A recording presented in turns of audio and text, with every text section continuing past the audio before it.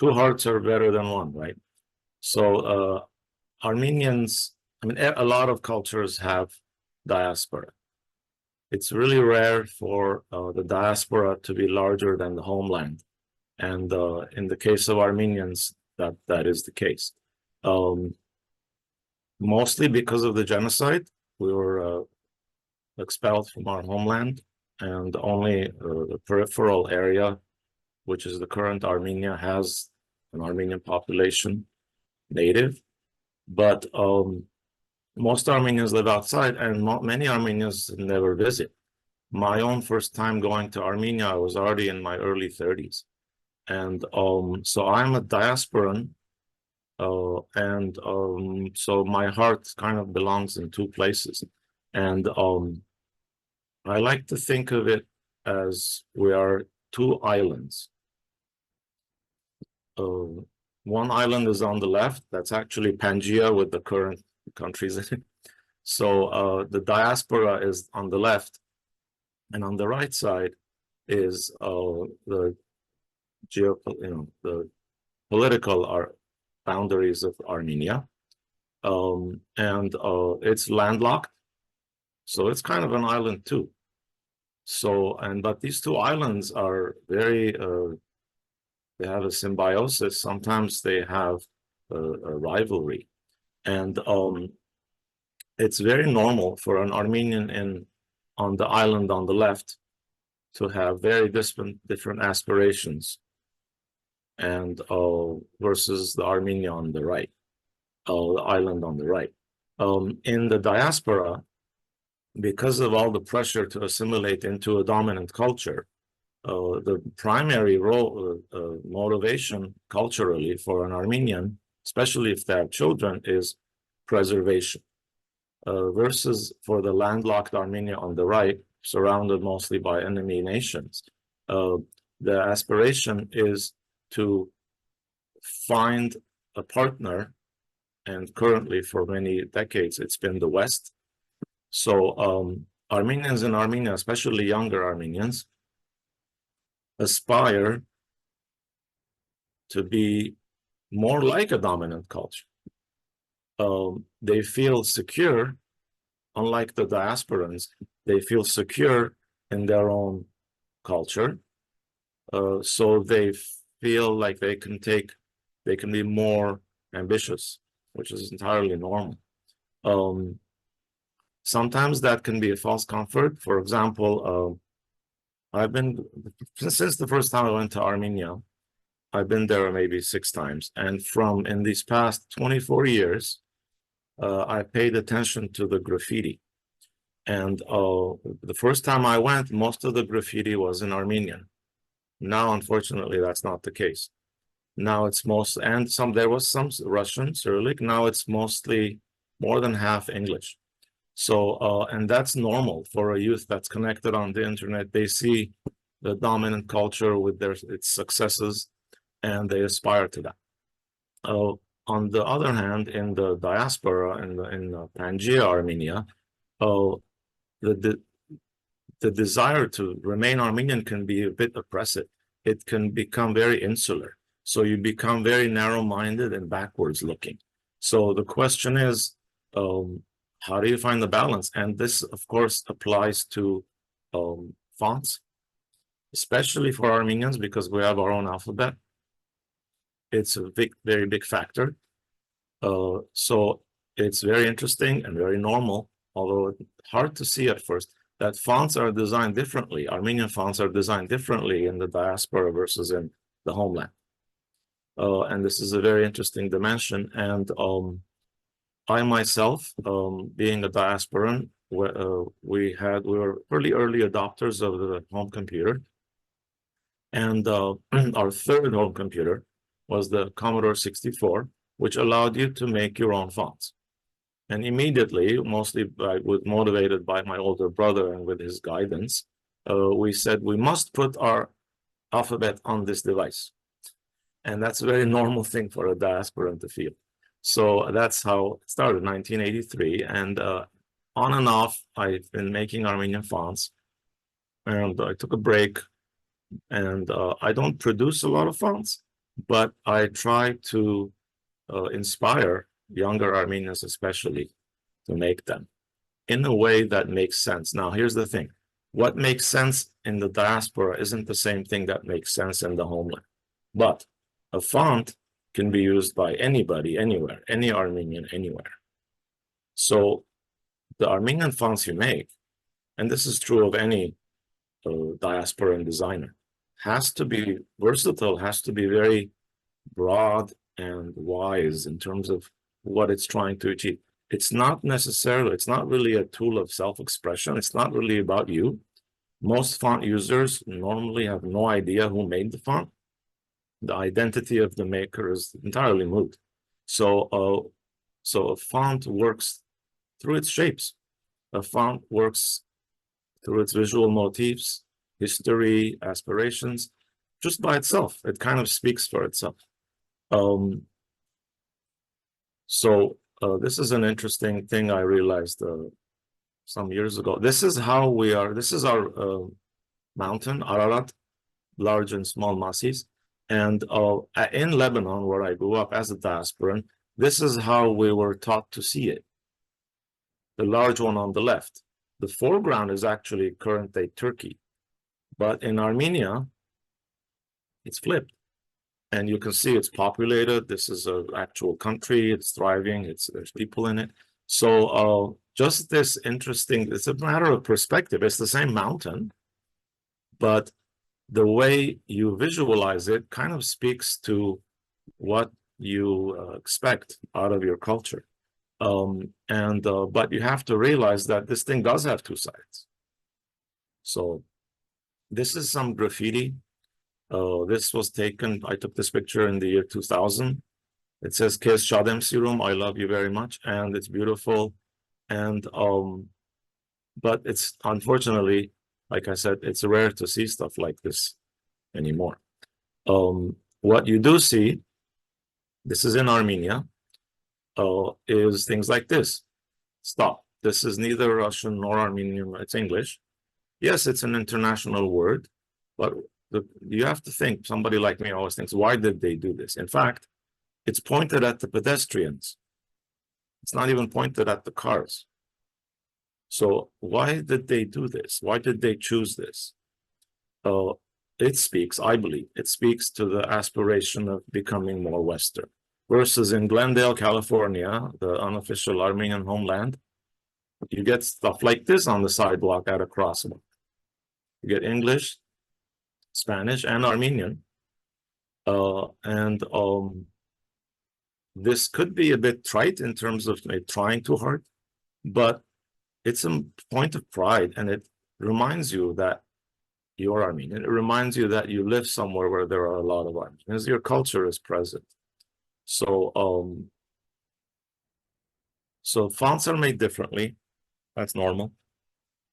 I would like to bring your attention to the first letter of the Armenian alphabet, which is also about 20% of our text.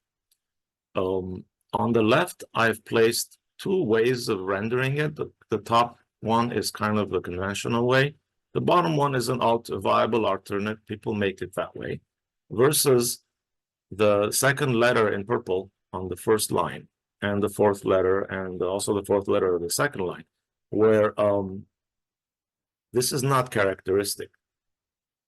And you just wonder, why did they make it this way? When somebody's making a letter form, it's a very conscious act.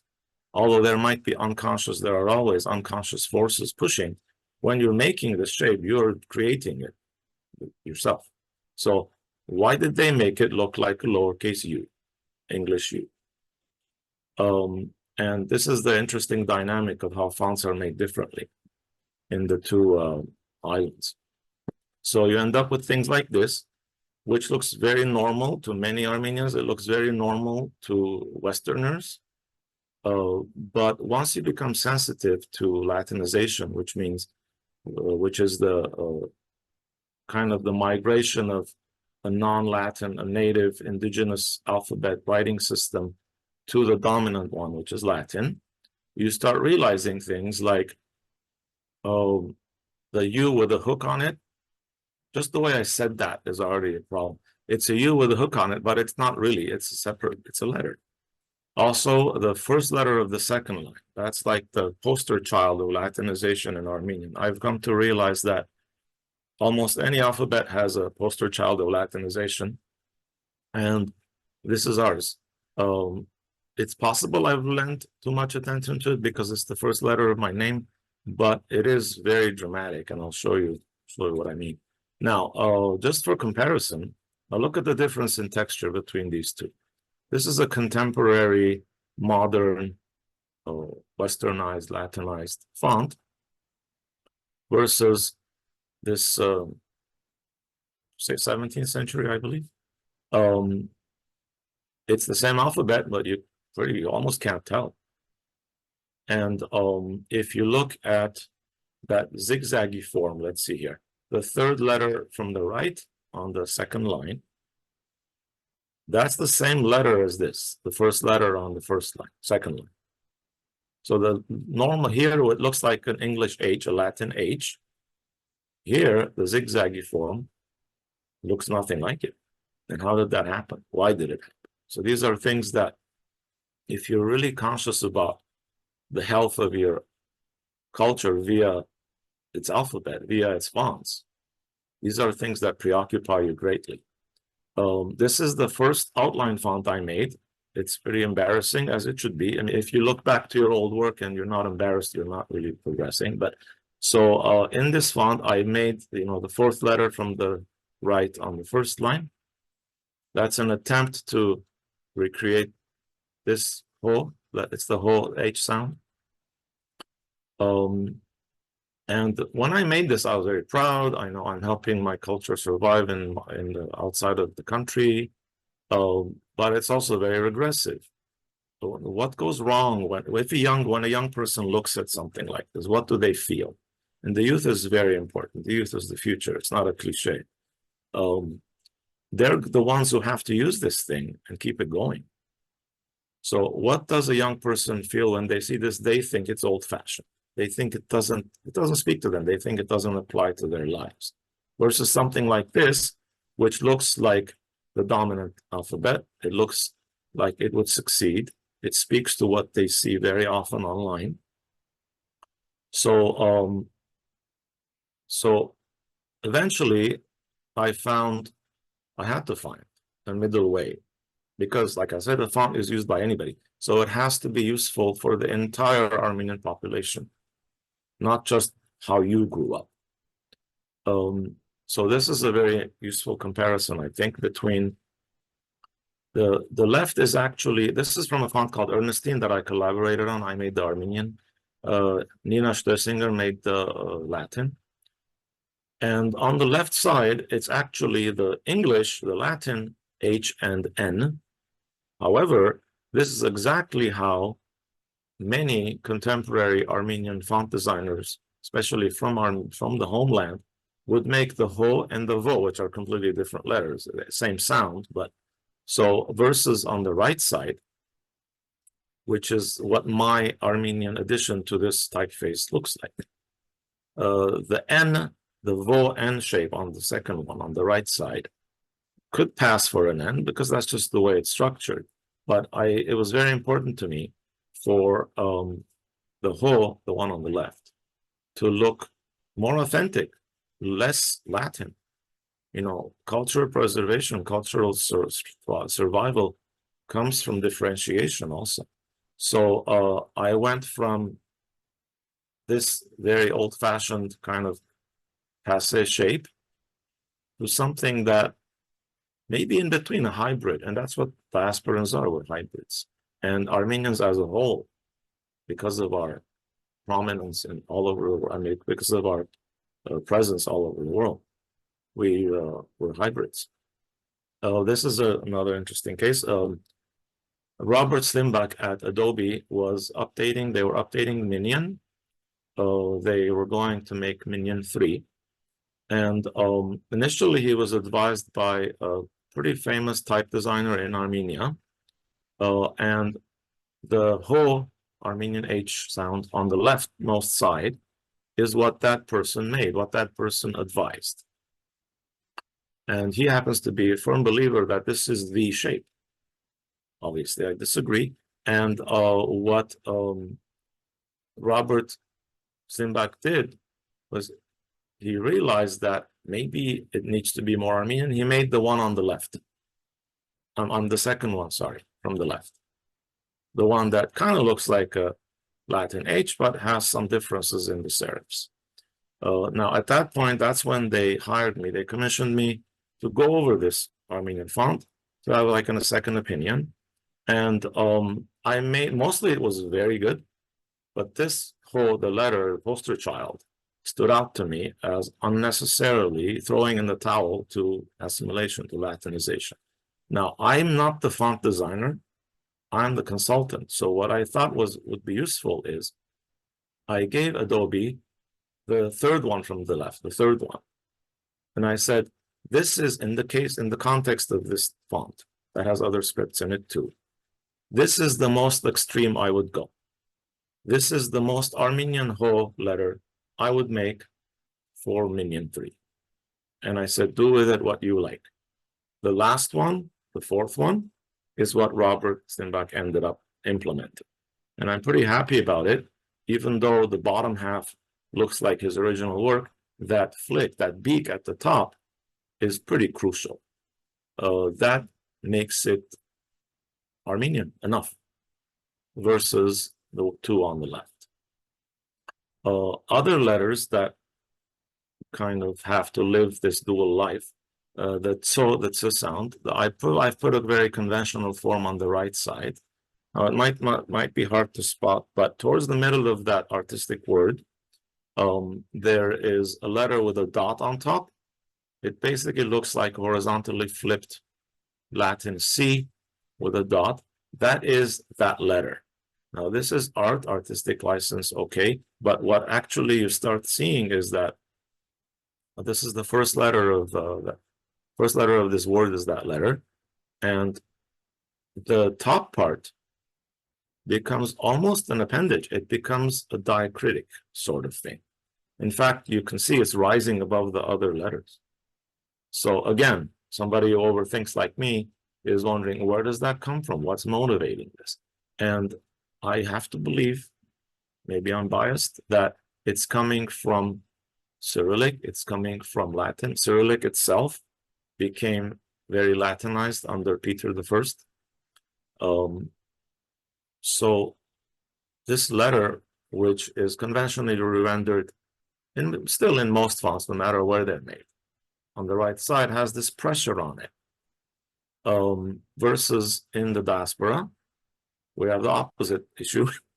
We maybe go too far. If this is a marble engraving on the church next to the school where I teach, it's Armenian church, and if you look at the numeral 8, it's trying to be a tso. So this is kind of funny, and even the 9 looks like the letter za with the bottom missing. So we unconsciously or consciously, we are trying to put Armenian into everything, including Latin fonts. And some designers don't like this. I'm actually not a purist. I'm a big fan of cultural migration. I don't say it's like not allowed, but it has to make sense. It has to be useful to the culture versus having an inferiority complex or an obsession with preservation. So this is interesting. This is a sign in Yerevan, actually, and it's a Thai restaurant in downtown Yerevan. And again, some designers hate this. They say, oh, this is cultural appropriation. If it's done with a good heart, it's the opposite of that. It's respect to other cultures, I believe. So at the top, obviously, it's English. It's a Latin font. That's Latin letter forms that have been made to feel Thai because of those loops and some other structures. What's really interesting and rare is the smaller line, not at the very bottom, just below the middle. That's Armenian. It's Armenian that's made to look Thai. And this is great, especially because Thai is not a dominant culture that's trying to assimilate you. This is a very wonderful interplay to me between minority cultures. We're all proud of our alphabets. And that doesn't mean we can't share that pride. So I love seeing stuff like this. LA has so much of this. I always take pictures. A third letter that I'd like to bring to your attention is that little guy, that little L-looking thing as the second letter. And that's a hewn. That's one of the, actually, the full-fledged letters of the Armenian alphabet originally. But because of the spelling reform enacted by the Soviets in Armenia in the 20s, that letter became a second-class citizen. And it's very interesting to watch how Armenians in Armenia deploy it. They still need it. We still for their dialect for the U sound. In fact, the first and the second letters are together U. You also see it in the second word at the bottom. They're kind of almost ligated. They're technically separate letters, but they're considered as one letter. So versus in the diaspora, this is a Armenian genocide monument in Pasadena. It's a bit faint, but if you look at the middle line, and if you look 2 letters to the right, there's something that looks like a stem with a little diagonal on the right side. That's the hewn. That's the full-fledged version of the letter. And every font needs it because, first of all, it's in Unicode. Also, diasporans need it. They're not going to use the lowercase little form as an appendage. And so Armenians in Armenia, even though they don't use this form, the uppercase form, almost ever, they have to put that in their fonts. And that's a very good reflection of why font serves everybody. The bottom is one of my fonts. It's called Nur. It's from the year 2000. And the penultimate, the next to last letter on the right, second from the right, is kind of the best I could do with it. It actually conflicts with the letter to the left of it. It can become too similar. So I tried to make it not. And the inscription at the top is also very, very, I really like that form. So in the year 2000, when we went to Armenia for the first time myself, I felt the need to strike this balance. I wasn't exactly sure how, but one thing I felt that they have to be slanted. An authentic Armenian letter text font has to be slanted. So that's what I based it on. I tried to use traditional forms, but I realized you can't just plop them in there. So I had to modernize. I also am very interested in readability, in the functional aspect. So, for example, the second letter from the left, I struggled with it a lot. If you look closely, you'll see an erased mark, which was the more conventional form. But I realized this letter needs to be different than some other letters that look like it. And also, the philosophy of this typeface was a balance between rounds and straight. So I put that straight in there. And what's interesting is after a long time, other people have started using this form. Noto Sound Armenian has it. And I noticed recently another European foundry that made an Armenian font used this structure. What's funny is, without even realizing where it comes from, they looked at Noto Sound, presumably, and they thought, oh, this must be the conventional form. It's not really. I mean, it's becoming that over time, which is great. I mean, that's how culture works. But this is how it works. And now, the next slide, I hope you're sitting down. Okay, so first thing that most people think when they see this, especially in the modernist mind frame, this is too complicated. And I immediately counter with, well, human relationships are complicated. Cultural relationships are even more complicated.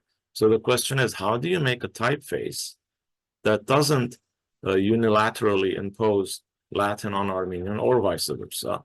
How do you make a typeface system that can serve any Armenian text, almost any Armenian text anywhere, and be very versatile and elegant and cohesive as well? It's not easy. And this is kind of what I arrived at. And if you look closely, you'll realize that the vertical proportions are different. And there is an Armenocentric set, which is more Armenian feeling. And it's, for example, that has a subordinate Latin. I would love to see an English language book about Armenians set in just that. That would be a very nice, subtle flavor. On the other hand, if you look at the rightmost component, the subordinate Armenian, that's how many Armenian fonts are made now that are kind of oblivious to Latinization. It's also how Armenian fonts were made for a few decades in the phototype and the late metal era. Now, I don't like it, but I had to include it because it's a system. It has to be versatile and it has to serve various needs. So I included it even though I wouldn't use it by itself because it's the system. So for example, let's say you're setting an English book that teaches Armenian words. So most of it, the book, most of the text is going to be in the third component, the Latinocentric Latin, but you will have snippets, little interjections in Armenian. Now, if you used what I consider the more authentic leftmost form in that text, it will be jarring. It won't look nice. It will attract attention from many lines before. Your eye will gravitate to a different texture and you will lose your place. It's not pleasant. You might just stop reading entirely. So for a case like that, you need the subordinate Armenian. So this is the system. But it is, I have to admit, it is pretty difficult. Imagine what would happen if you added a third script. Just think about this. If you added a third script, you would need a third set. Okay, you would need, let's say, a Thai-centric set. Okay, in the Thai-centric set, you would need a subordinate Latin and a subordinate Armenian, and you'd have to go back and add a subordinate Thai to the Armenocentric and the Latinocentric set. This is prohibitive, I admit, and there are limits, time is a limited resource, but in terms of ideal structure, this multilateralism is kind of my guiding principle. And I want to kind of finish with this slide here. So the top is, I actually made that font before I knew any better. It's very Latinized. And you see the ho and the nu, the u with a flick, and the huge X height doesn't make sense for Armenian. Versus the bottom line, which is more recent. And this is how I make kind of contemporary, not old-fashioned Armenian fonts that still preserve our culture, not really to throw in the towel. And this balancing is that it took a long time. In fact, this word in Armenian means impatient. Don't be impatient. Culture takes a long time. What you make will last way longer than you. So think of that.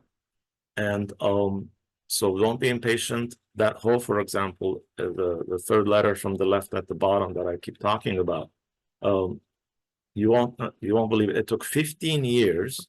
I kept track. It took 15 years for somebody else to make an Armenian font with this structure in it. The entire time I was, harping on about it, not making a ton of fonts with it, just showing it, talking about it, raising awareness. And now it's kind of a mainstream form and people don't even necessarily know where it came from. That's it. Thank you for listening.